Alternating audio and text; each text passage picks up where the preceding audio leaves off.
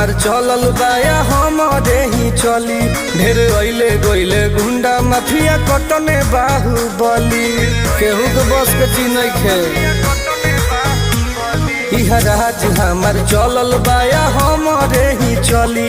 ढेर अइले गइले गुंडा माफिया कटने बाहुबली। मार के गोली बंद कदम बोली हरदम ला सुता दे।